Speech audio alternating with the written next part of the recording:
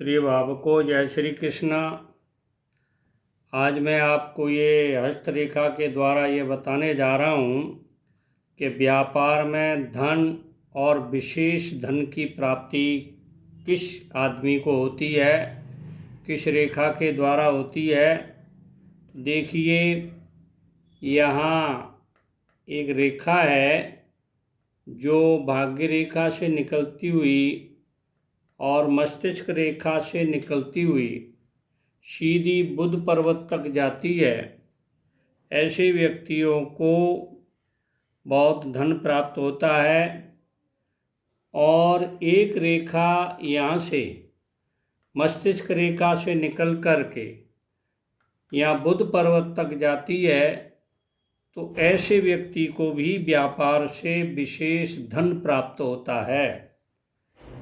और देखिए, व्यापार में प्रगतिशील कौन होता है, प्रगति किसकी व्यापार से होती है, उसके बारे में एक मणिबंध से रेखा निकल करके या बुध पर्वत तक जाती है, तो उस व्यक्ति को व्यापार में प्रगतिशील कहा जाता है, यानी व्यापार से उसकी प्रगति होती है। और दूसरा देखिए, धन का अधिकार किस व्यक्ति का बना रहता है, यानी धन में अधिकार रहना, धन कमाना अलग अलग चीज़ है।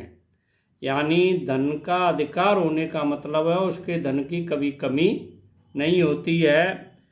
तो देखिए, यहाँ जीवन रेखा से एक रेखा निकल करके सूर्य पर्वत तक जाती है। ये जीवन रेखा, यहाँ से एक रेखा ऐसी किसी के हाथ में अगर रेखा है और सूर्य पर्वत तक जा रही हो, यहाँ छोटी छोटी 2-3 रेखाएं हों, उस व्यक्ति को धन में अधिकार प्राप्त होता है। और देखिए, ये मस्तिष्क रेखा के जोड़ा जोड़, समांतर तो नहीं कहेंगे पर जोड़ा जोड़ दूसरी रेखा भी होगी। किसी के हाथ में इस तरह की रेखा होगी जैसे मस्तिष्क रेखा के समांतर कोई रेखा चल रही हो साथ में, उस व्यक्ति को भी धन में अधिकार प्राप्त होता है। अब देखिए, धन में और किसको क्या अधिकार प्राप्त होता है। यहाँ मणिबंध से निकल करके एक रेखा जाती है, ये सूर्य पर्वत तक जाती है। और सूर्य पर्वत यहाँ 2-3 रेखा भी हों, उस व्यक्ति को भी प्रतिष्ठित धन के लिए प्रतिष्ठित करती है ये रेखा।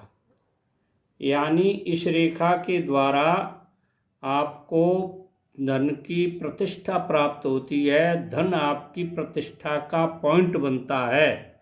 इसका मतलब है आपका धन जो है सदुपयोगी होगा और आपको प्रतिष्ठा प्राप्त होगी।